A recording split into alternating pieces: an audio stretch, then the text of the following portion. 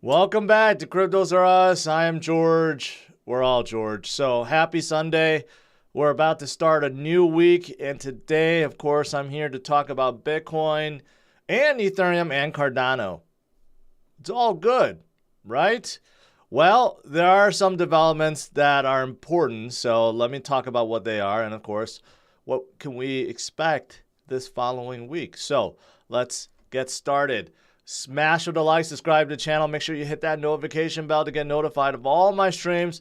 Follow me on social media. Check out CryptosRUs.com and make sure you follow all of my channels besides this one. Welcome, welcome, welcome, guys. Good morning, good evening, good afternoon, wherever you may be. Let's get started. Bitcoin's doing a little bit better. A little bit better since yesterday. We're at 21.4, right? Yesterday, obviously, we were coming up from 21,000, right? I did a whole video on why I think it did go down. Well, a couple things. I speculated, right? Connecting the dots. And a lot of you guys seem to think that made a whole lot of sense. But yeah, right now we are in that kind of recovery phase once again. We're above 21, but still, we were above 24 at one point, right? So we're still about 10% down, but that's okay. There's still a lot of great things coming, right? However, short term, still some volatility, some headwinds with what's going on with Celsius and Voyager and macro conditions. So we will get through it, but it's going to take some time. We haven't done a full recovery yet, obviously, but we never do coming off the bottom. Previous cycle, same thing. One coming off the bottom was never a V-shaped recovery. It was always kind of like a slow and steady, kind of rise back up, right? Just exactly like what we're seeing right now. All right, so what can we expect this week? Well, in terms of economic data in the U.S., there are a lot of stuff, including a big press conference from Raoul Pal. I don't know what he's going to say, but it's going to be this Friday. But leading up to Friday, you have a ton. Look at it. Manufacturing, services, new home sales, durable goods, pending home sales. And then you have GDP2 readings. Interesting. I thought we already had that. Jobless claims, core PCE price index. That will be important, okay? Because the Fed looks at PCE.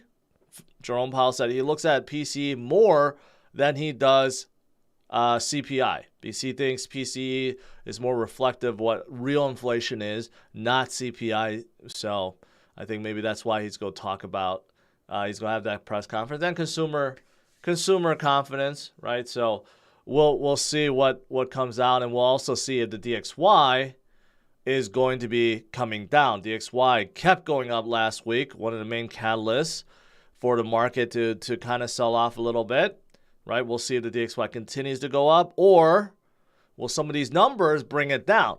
Here's the thing. Here's the catch-22. If these numbers all come in line with expectation and maybe even better, you know what that's going to do to DXY? That's going to make the DXY go even higher because that shows the strength of the economy. If these actually go down, well, then it shows the economy is not doing so well, and DXY will probably drop because of it. So it'll be interesting to see how some of these come out, whether or not like jobless claims or home sales or services, right? If they come in better than expected. So we'll see. A lot to look forward to this week for sure. It'll be an exciting week. But here's the thing. I'd like to remind you guys, throughout this year, even with the horrific drop that we have seen, right? And then the terrific year of 2021 and the horrible 2020 and somewhat good 2021, throughout all of that, if you compare Bitcoin to Bitcoin-sensitive stocks or Bitcoin exposure stocks, to communication, tech, S&P, bonds, European bank SPACs, has any sector outperformed Bitcoin over the last 2.5 years? The answer is no. By a large margin, Bitcoin is still up. So this is why we stay in Bitcoin. This is why we invest in Bitcoin. We focus on the long run, the future, right? And that is because over a given period of time, like 2 years, 4 years, 6 years, 10 years, 12 years, nothing has outperformed Bitcoin and probably will not for the foreseeable future. So just to give you guys a gentle reminder that, yes, even though Bitcoin came down quite a bit, so did everything else, and much more so than even Bitcoin. Well, you could argue because they never went up in the first place, right? If gold was in here, it's probably just completely flat. No move at all. All right. What else is there? FTX leaked financials. Here's the thing. FTX, we know, maybe they had something to do with what's been happening. They've been pulling the strings. Sam Bankman-Fried, don't know. Right, really young guy, maybe has ties with BlackRock. Somehow their financials leaked out. Don't know how or it was intentional. But in 2020, they only had about 90 million revenue. But in 2021, because of how good crypto was, it went up to over $1 billion.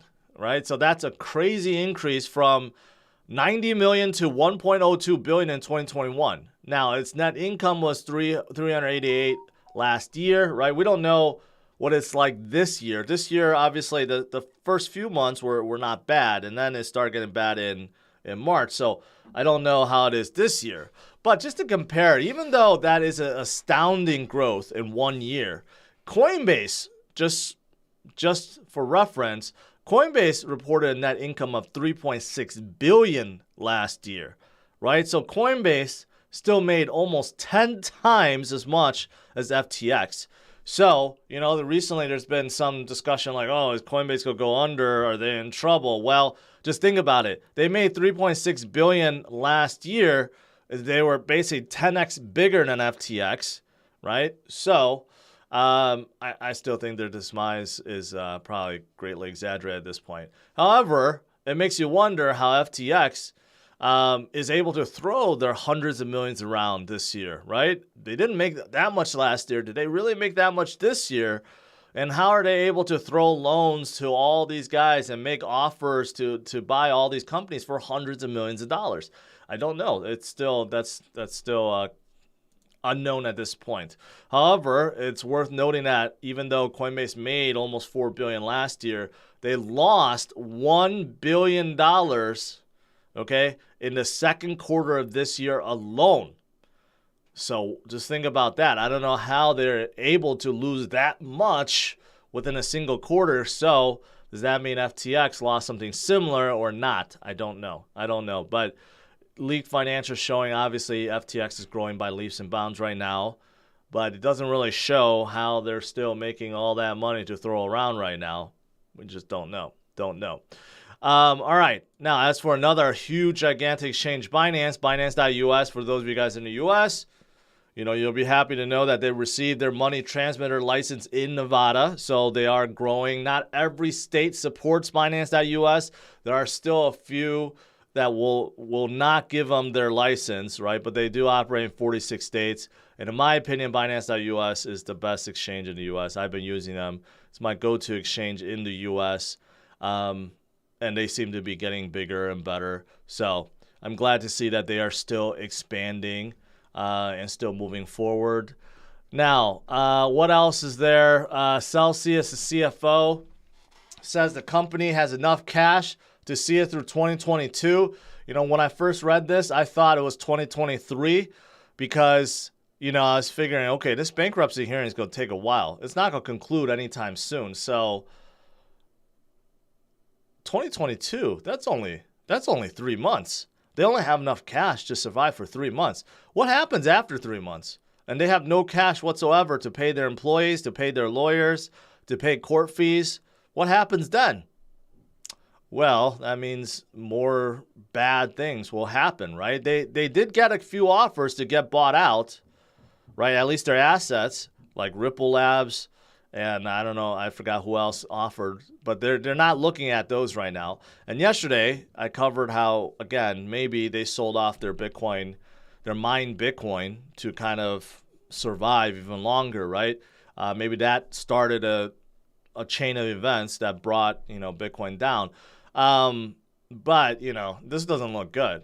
They're burning through cash left and right now. So I don't know what's going to happen if 2023 comes and they have zero cash on hand, so they can't pay for anything. I don't know what happens then. Chapter 11 maybe becomes Chapter 7 or whatever. I don't know. There's so many different kind of bankruptcy. So we'll see. We'll see. All right. As for other things, here's one from Peter Brandt. He is a pure technical trader.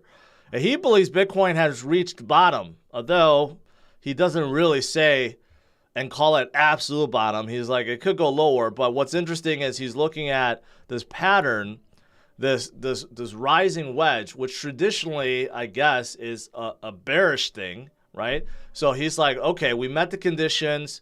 Bitcoin went up. Now it came down, right? And now we have hit the previous level, before the rising wedge started. So that means we're out of this pattern and Bitcoin is on its way upwards, right? At least that's according to him, because he's a pure technical guy and he only looks at charts and patterns and indicators like this. For me, I think something else is going on. I think what we experienced on Friday leading up to yesterday, right, was beyond just a rising wedge saying we need to go lower. There were definitely things going on, and I showed you guys the massive selling that started from FTX, the massive liquidations that followed afterwards. So I'm just going to take this with a grain of salt, but maybe. All right. Now, what else is there? Let's go to some altcoin news like Charles Hoskinson, which recently has been doing a lot of damage control, I guess. He was very irritated at some of the SPOs coming out, like Adam Dean saying that Cardano's rushing through the Vasil, I keep saying Vasil, it's Vasil hard fork. And he was concerned, and Charles didn't like that. Charles came out. I did a whole video on it. Some of you guys watched it, right? He's like, you know what? The bad code has been removed. This new code 135.3 has been tested extensively. A lot of SPOs already run it. There's no concern. We don't need another testnet. We don't need to have more delays, right? But ultimately, he pointed the fingers back at SPO saying, don't look at me, because I'm not the one in charge of the upgrade. Once we get 75% of the SPOs upgraded, then the hard fork will happen, right? So it's up to the SPOs, not me. So he was kind of like, getting very frustrated at the whole situation. But he did explain how the code has been tested extensively and it's already operating in a mixed environment for quite some time now. So now, after all that, he decides to reflect and posted a ton of tweets, right? A tweet thread. There's really not much that I got out of this. Number one, I take that back. There's two things I got out of it. One is he was hoping if he was going to do it again, he would form Cardano, or the way the management structure or governing structure would be membership, so that it's not kind of like just him. So he wishes that there was like a council of members that kind of decide, I guess, how things are going to go, right? That's kind of how I interpret it. He did say, we don't have a member-based organization that represents the needs and desire of the community. I would have done things drastically different with my current knowledge had I gotten a do-over. Okay, so that's number one. So he's wishing that it was more like members-based governing body. That reminds me a lot of Hedera. Hedera has that, like a governing body, which I always thought was not a good thing, but now Charles is kind of hinting that's a good thing. And then he goes on and just talks about how the SPOs are the family members. We got to treat each other right? And I realize things have been delayed, but you know what? We're getting through it, and we're gonna come out of this stronger. And then he did also, the second thing I got out of this is, I'm not going anywhere. This is still my greatest passion, because a lot of people maybe were thinking he was so frustrated that Charles would leave the project, leave IOHK. He kind of squashed that and said, no, I'm not going anywhere. That's good, because I've said this before. If Charles leaves Cardano, that would be disastrous, very, very disastrous. So hopefully that doesn't happen. That would be as disastrous as Elon leaving Tesla. probably even more so. That's just how I feel about it. But that's what I got here, like 14 tweets. So he's still kind of, I feel like Charles is feeling the pressure, right? He's feeling the pressure being the main go-to guy, even though technically he's not the main go-to guy, but he is. We all know he's like the figure of Cardano, right? But here's the thing. So people started, verifying basically what he's been saying. And the one problem that caused the testnet to fail and have forks that bugged in 135.2 is not on 135.3, nor is it on 135.1. I don't know why. But 135.3, which is the one that's being run right now in a mixed environment, right, does not have that bug. And this is what Charles said. So it's looking good. So that is not a worry, right? So people have verified it. So that's good.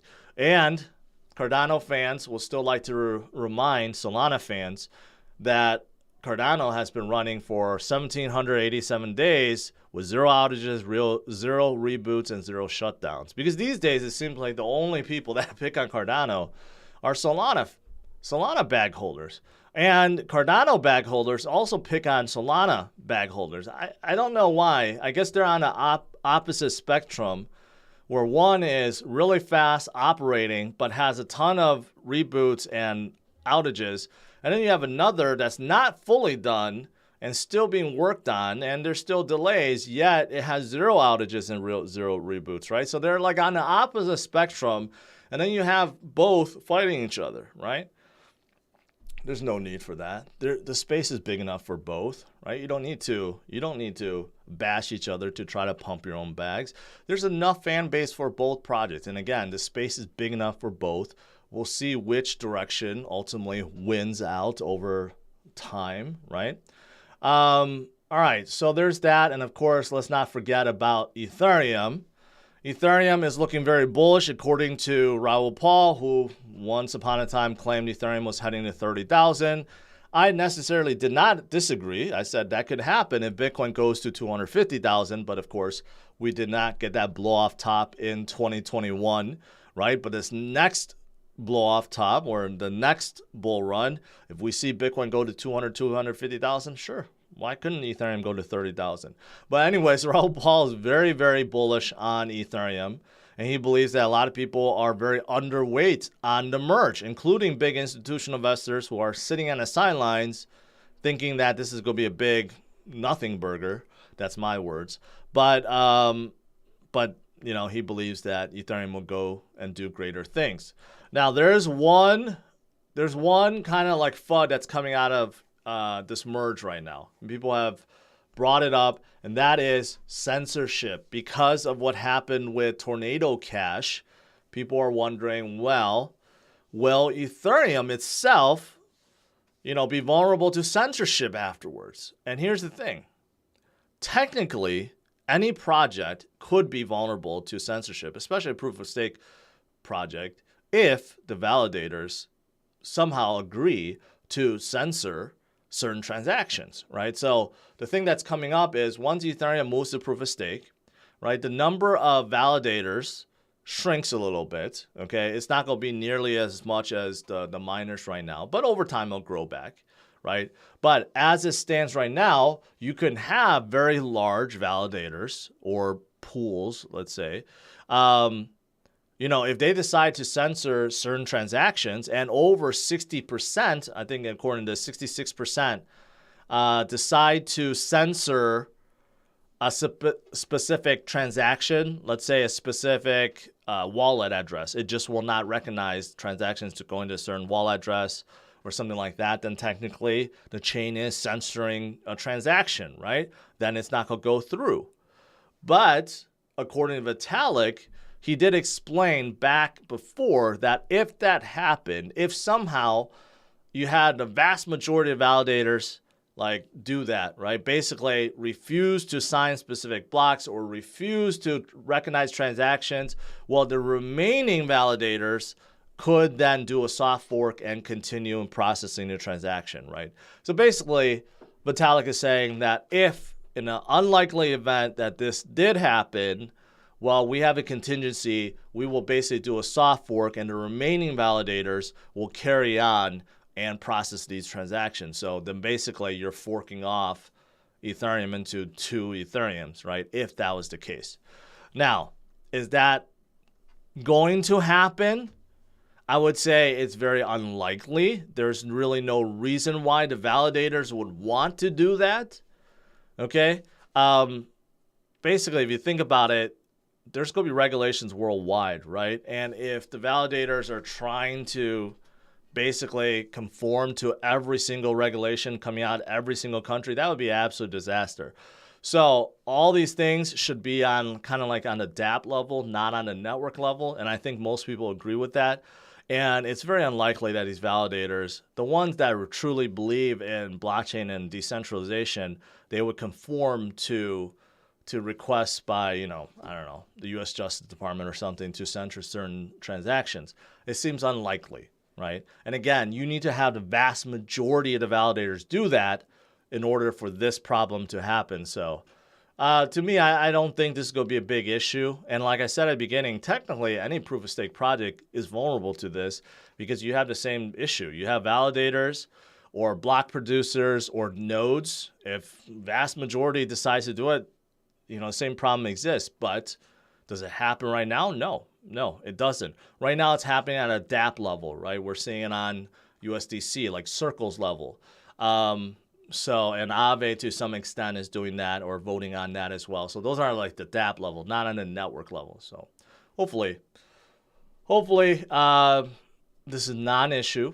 But we have 22 days until the merge, roughly, right? So it's coming up less than a month.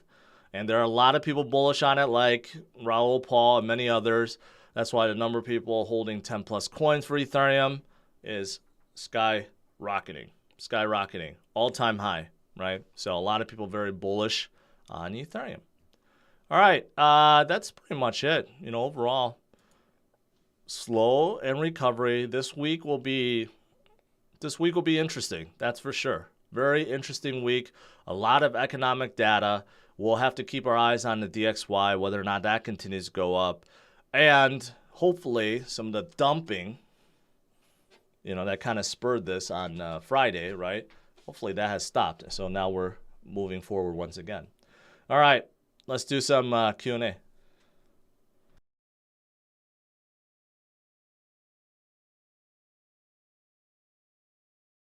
I moved my Bitcoin sign. Now it's very prominent when I do Q&A. All right, let's see. What do I feel about the first episode of She-Hulk?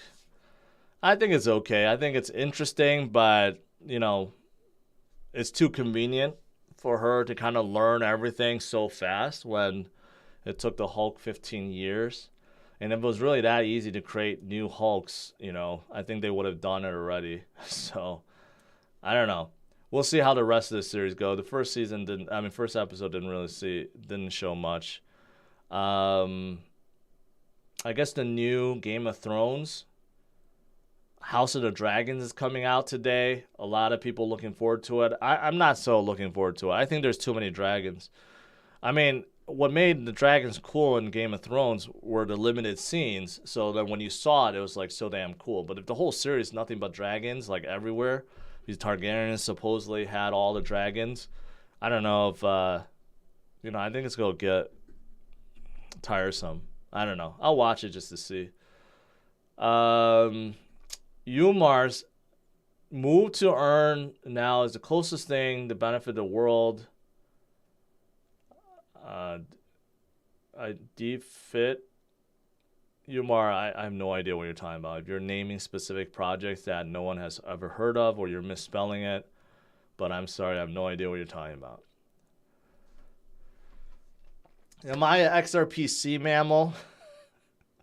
No, I am not. Not even a tiny little fish in the XRP sea. But you know what? I do have a fancy sign of XRP that I may put up someday. But in the meantime, I'll just continue to show the most educational video about XRP ever created.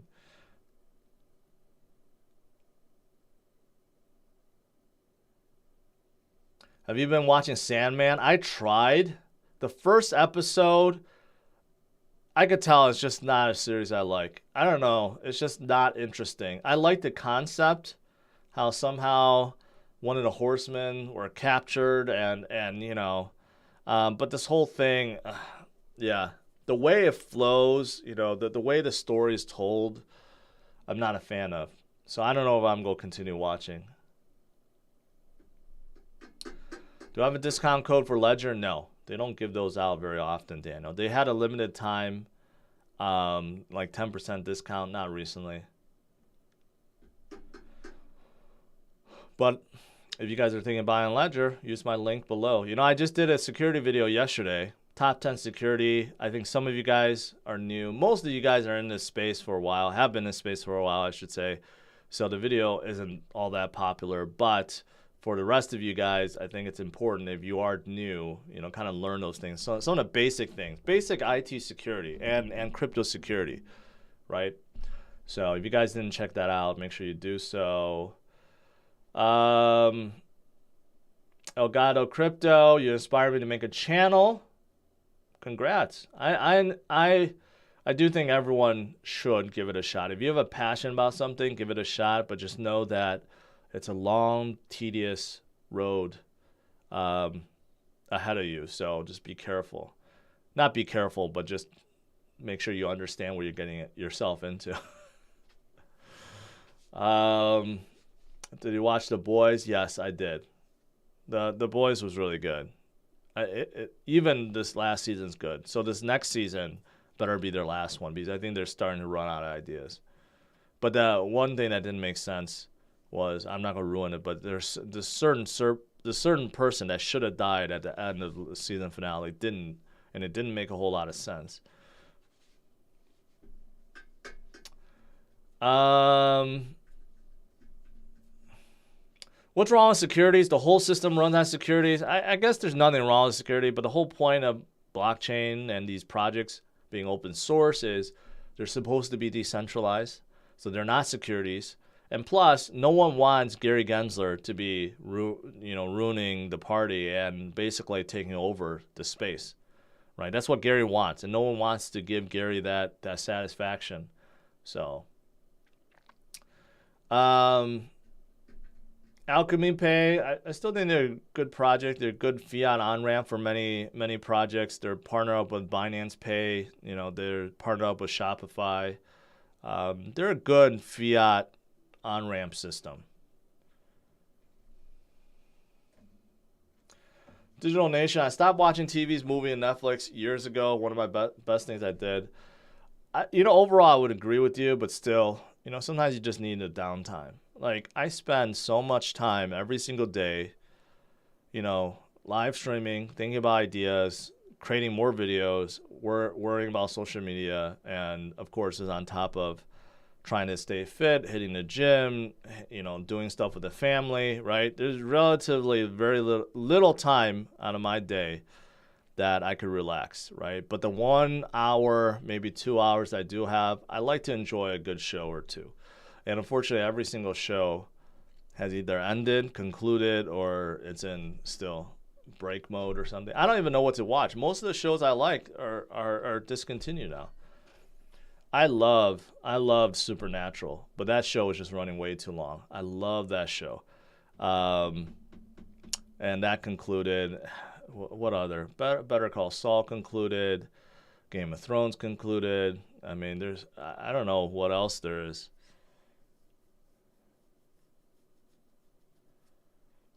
I don't get the ADA FUD. Isn't testing supposed to be for finding bugs? The FUD isn't the testnet failing. The FUD is that Charles and team and everyone else is rushing Vasil. That's the FUD. Not that the testnet failed. It's that they are rushing, even though they know the testnet failed, they're still rushing forward, which Charles has been defending that the new code does not have the same bug and it's been extensively tested. But one of the own pool operators, Adam Dean, basically said that they're rushing things. That's where the FUD lies on, I guess. Not so much the testnet failed. Walking Dead was good, but it's just like turned into garbage. Honestly, I'm not looking forward to this final season. They should have ended it years ago. I mean,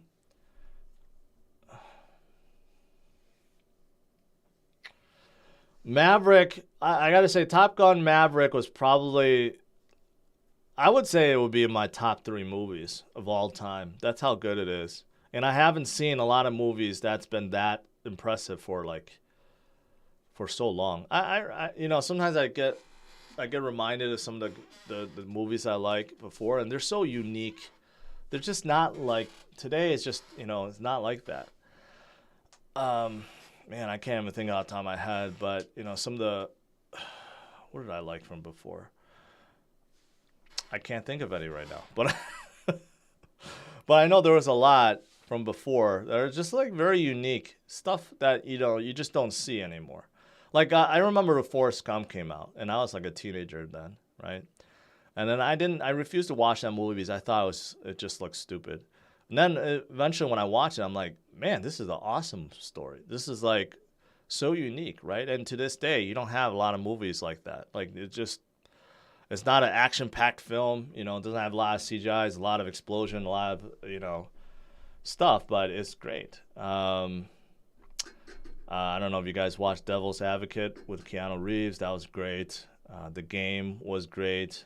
You know, these are like very unique one-off films that you just don't see a lot of these days. So I don't know. Anyways.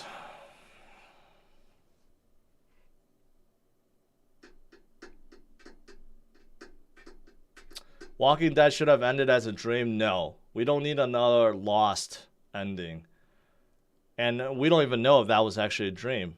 Lost made it seem like it was a dream, but it wasn't a dream. Like, who knows?